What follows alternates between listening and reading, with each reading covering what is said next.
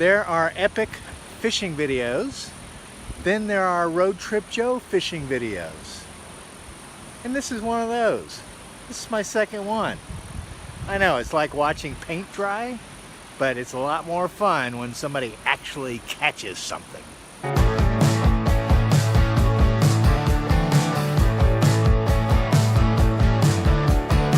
Hey, Joe here. Thanks for visiting Road Trip Joe, and thank you for watching. Okay, I'm here with Lucille in Wyoming. And I am right on the Grays River, about 5 miles down from a little town called Alpine. Got a lot to catch up on. And I came up to Wyoming to visit my friends Rick and Annette, who had pulled their fifth wheel up to the Star Valley. They parked in the Star Valley Ranch Resort with their fifth wheel, and I brought Lucille up, little Lucille, and I put her in there with all those fifth wheels. I wish I had a picture of it. It was hilarious. A little 13-foot trailer amongst the 40-foot monsters. And they were there to visit a few friends, and actually I knew some of them. They were from Mesquite, Nevada, and there's some of them that stay there during the summertime to get out of 115-degree heat in southern Nevada. And one of them had me over for dinner one night. There was a whole group of us. And of course, here's our social distancing, right? Anyways, I had a good time. Thanks for inviting me. So right after I got there and I got my spot, I thought I was going fishing with Rick, but Rick had other ideas. I'm here with my buddy Rick. Where are we, Rick, and what are we doing today? We are at Quail something or other. What is the name of this place? Yeah, Cedar Creek Golf Course here in Wyoming, up in the Star Valley area, and it is just beautiful, beyond beautiful. And what are we doing today? Well, we're going to try to play golf. Play golf. But we have our masks, so we're ready to roll for that. Oh, I forgot my mask. But we don't need them. Yeah, there we go. Okay. I'm ready. Now we look official. We're taking care of the business. Wish me luck. I haven't played in a while. And how long have I been here? About an hour. I got here about an hour ago.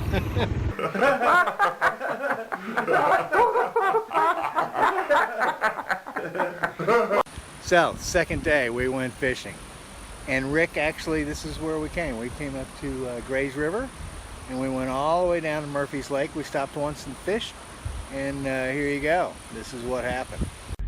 All right, here we are, buddy Rick. Day two. Day two. Yesterday was golf. What are we doing today, Rick? Well, we're going to try to go find some fish. We got Rick a one-day license, right? Yep, one-day fishing license. One-day fishing license for Wyoming. We got some regulations that we're going to read on the way up. It's absolutely gorgeous out here. Yeah, where are we at? We're on the Grays River up out of Alpine, Wyoming, on the border of, well, kind of to the south of Jackson Hole. How far out did we come to find the right spot? I'm guessing about, I don't know, 8 or 10 miles. 8 or 10 miles. We went down this road right here. Dirt road, but well used dirt road. What are we talking about here? Show me what you're talking about. This is, they call it trout oil. Yeah. And it is manufactured by different individuals throughout the country, and they'll have bass, stuff for bass fishing. This is for trout fishing. Although I've had it probably for 10 years because I never fished for trout with stuff like this. How'd you come by this stuff? Somebody gave it to me. What's growing in there? There's something growing in there. I think what it is like rosemary leaves and stuff rosemary that people leaves. put in there to infuse into this oil to make it smell something so that this is trout like, are attracted. Can trout smell? Yes. Fish can smell? Oh yeah. I didn't know that. I guess they can. I guess sharks smell blood in the water. That's why. So over the years, Rick is taking the holistic approach to fishing, okay? Well, this stuff, as all you natural. can see, now these are salmon eggs, Potskey's green label salmon eggs. I've probably had them in this trout. Those are like ancient. I've probably had them in there for 5 or 6 years. 5 or 6 years. So if we were to can you hatch those? Too late. Nah, too late. Too late. Too late to hatch. And I didn't bring my His tackle box is 3 times the size of mine. mirror lure, it's called. There you go, Rick. We got visitors. Yes, we do. She's coming out. Here she goes. Hello. Hi there. How are Hi. you? Good. How are you? Do you know this road very well? This is my first day I've ever been on the road. This is as far as I've ever gone. We were going to ask you a question. We were hoping you'd know. So you don't know if I Gotta be think this it's up this road, Okay. but I'm not sure. That much we know, but we just don't know how far. Thank you. Where are you All right. from? We live here, but usually my husband What? drives out here. He never brought you. All right. I guess I take a nap on the drive. Yeah, my wife does the same thing. Yeah. Isn't that where the beer was? Well, I have a better cooler. Beer. than it has. We have a bigger In cooler fact, for I the think beer. we should have- It helps. Here we go. And the mountains are blue, huh? Oh my God. I love fishing with this guy. I love playing golf with him. Fishing is just as good. Even though I am not fishing because I don't know how, You're operating the camera. I am serving a purpose. Cheers. Cheers. Okay. Cheers.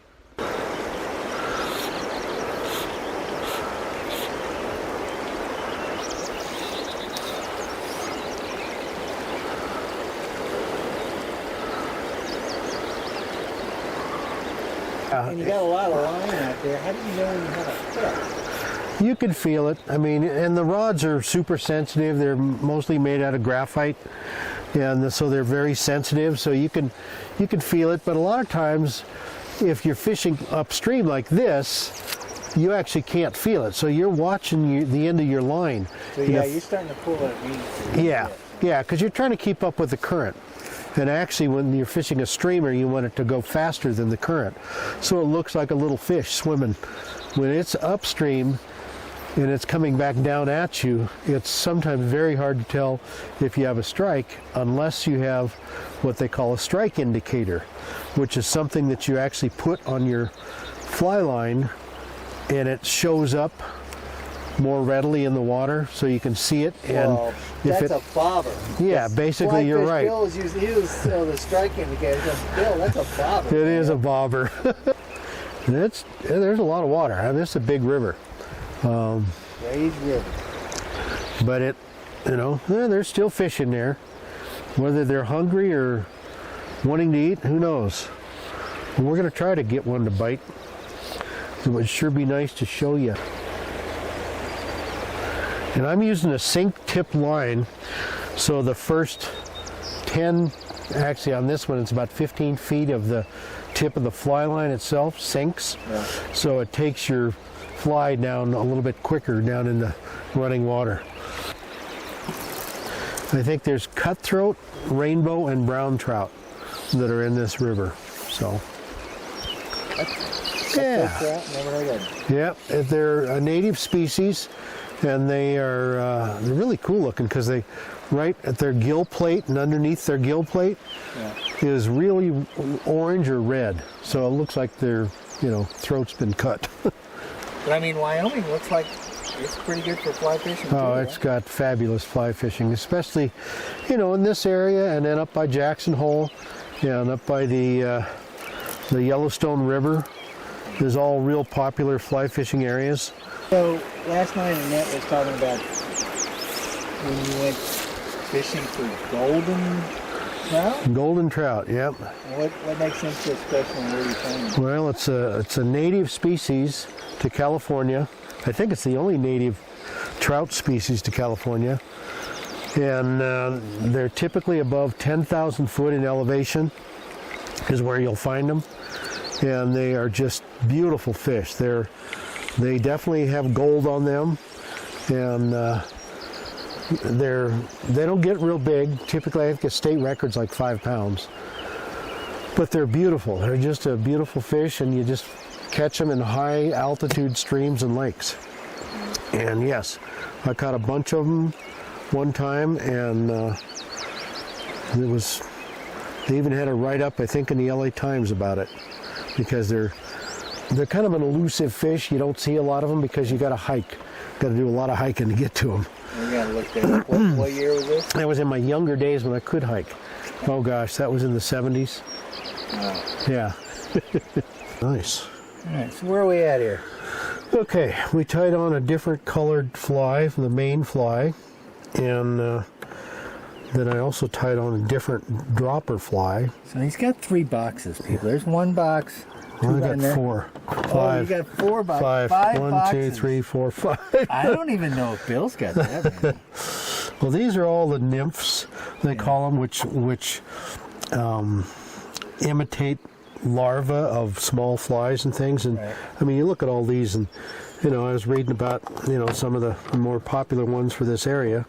So we're trying that too. So you did a little research before you got here. Yeah, a little bit.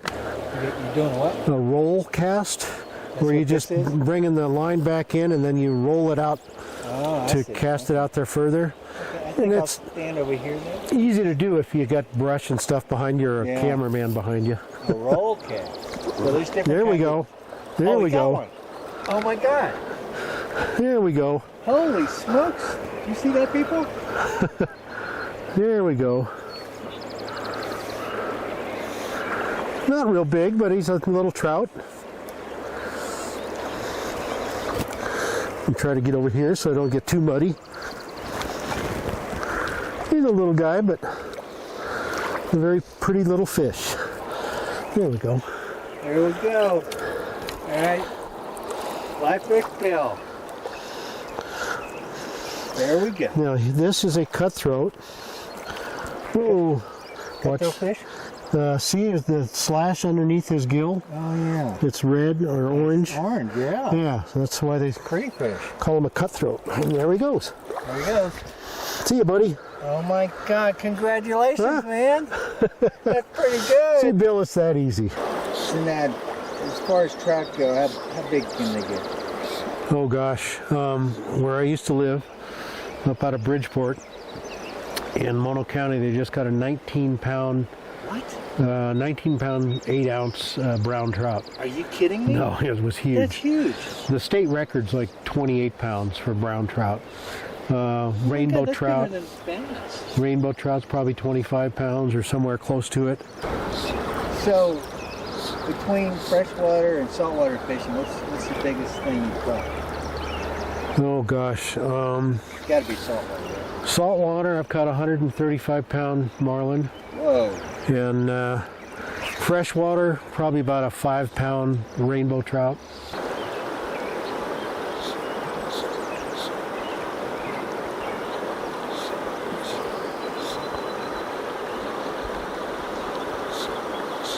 Okay, time to head back to the truck. Right behind you.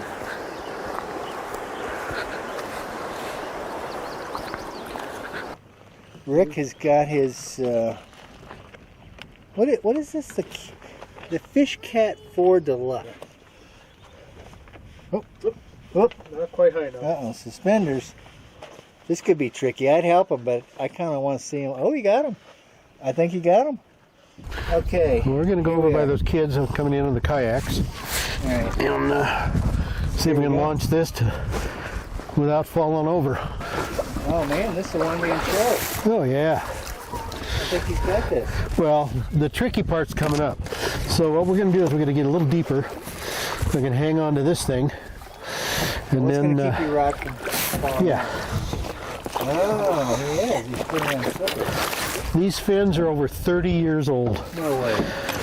They're Scuba Pro jet fins, Yeah. and I used to use them when I was on the Sheriff's Department dive team, and they're my still in God. perfect shape. Actually, they're probably 40 years old. Did you ever find any dead bodies? Unfortunately, yes. Oh, no. Like in a lake or what? In a lake, yeah. We're heading out on Murphy's Lake. We're going to try the same flies that I had on. A little tiny midge and also my brown woolly bugger.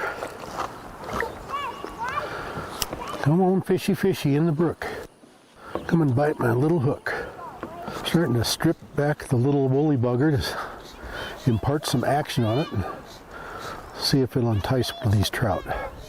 We're going to see if we can scoot across the lake here. I'm so far away though, I don't know if he can even see me, but probably. I don't do that. It takes up a lot of Fly called the Docks Twin Lake Special. Well, okay, I've missed 2 now. Wow, this lake is beautiful. Beautiful water, trees surrounding. This place is probably full of elk. Probably some moose out here too. I don't know, I haven't seen a moose, but my wife saw one the other day. Got a fish on.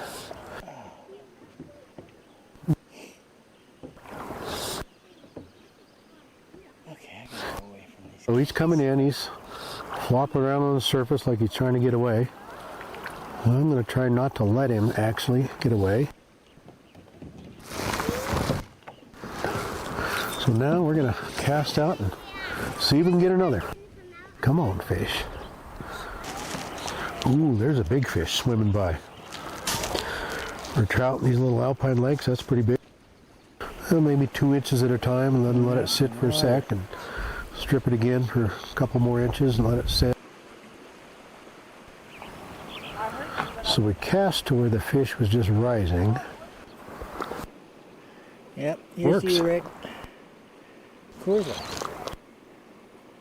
And the mountains are still blue. I don't know if Rick's going to be the star of this show or these kids. And you can't really bend over in these float tubes very well, otherwise you'll fall out and fall in the water. So it's best to use these little mesh trays to keep the line right in front of you, and that way you can strip it right back in and then cast out again. My line actually broke. I wrap it 5 times coming back through the big loop you just made, and always wet the line because it will burn sometimes. So you just wet the line, it keeps it from burning itself and makes the knot a little bit stronger. So I got to catch some more fish. You know, here I've been out here fishing, and usually I take a picture of where I'm. Here I've got this my cell phone next to. So I'm waiting for that fish to come along and bite that little lure, and he doesn't seem to want to do that. I have to go back to the original. Yeah, that's what we're going to do. I'm going to change flies again. This could be kind of fun if I was to tie out a little elk hair caddis, dry. Watch him come up and eat it. The young lady over in her float tube or her on her paddle board just caught a nice fish. Well, it's going to work. I just had a bite on it. And no, I did not hook him. I missed. Kind of quiet right now. I'm still awake. Well, this one didn't seem to spark much interest. That should entice him. Holy smokes. Here's a fish swimming under my fin, and he has to be at least a 3-pound trout. Beautiful. Now if I can just get my act together and get these next flies in the water before nightfall. I'm guessing it's about 2 o'clock in the afternoon, I don't know, but be able to tie the line to. So now I think we're good in that regard. This is always tough when you don't have good eyesight anymore. Pretty fun listening to these kids, seeing these fish swimming by in the lake. And there are some very nice fish in this lake. There we go. So now we got both flies out there in the water. So you found Murphy's Lake. We did too. Thank goodness. I didn't want to have to go back and try to find it. We were wondering how far up the road it was. Just had a real strike and lost him again. It broke the fly off where the knot was. So I'm guessing it could have been that I just didn't get the knot tied perfect.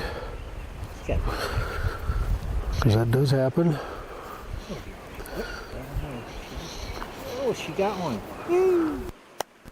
Perhaps.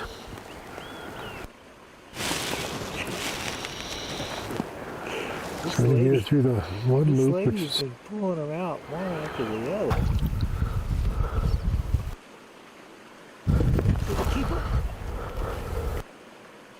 okay. there.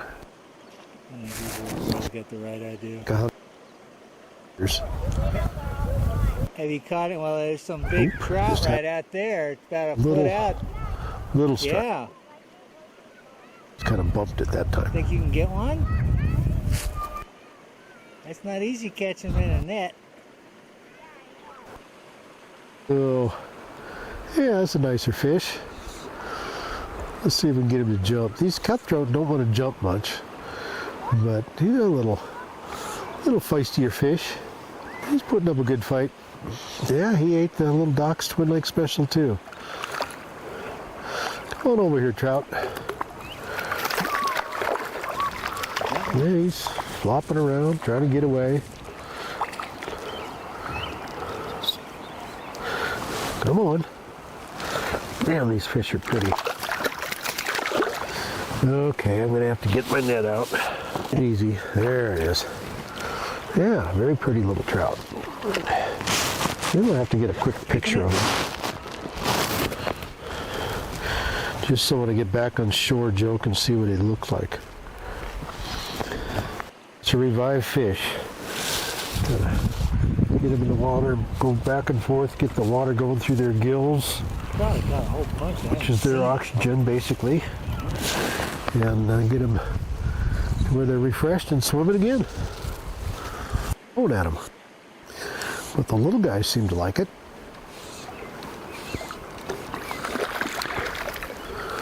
Yep, that's him splashing in the water. Did he get one? Yes, he did. He did. Oh my God, Rick, you're on a roll, man. But he's very pretty, and there he goes. I think he looked up. Back in the water to live another day and grow bigger. There's your competition.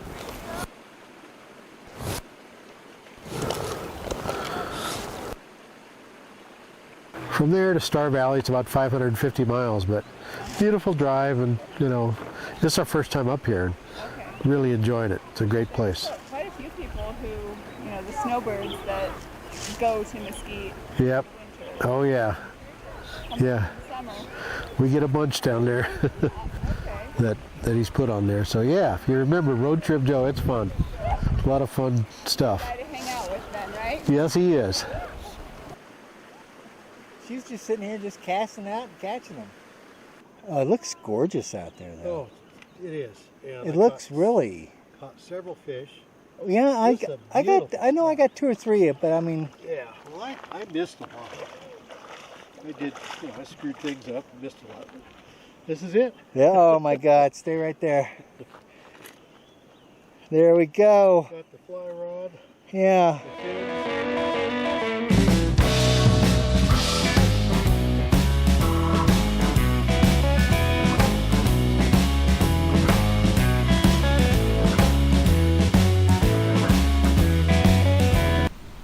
So I was camping out on the Grays River for about a week, 10 days, something like that. And there was a little creature, several creatures actually, that were hanging around my campsite. And when I first saw them, I thought they were squirrels because they looked like squirrels, but they didn't have the tail. And they weren't chipmunks because they were a little too big and they didn't have the stripes on the back. And they didn't hit me. And it should have hit me a lot sooner. These were prairie dogs. I had no idea they had prairie dogs in Wyoming. Anyways, there's about 5 species of prairie dogs, and this is the black-tail one.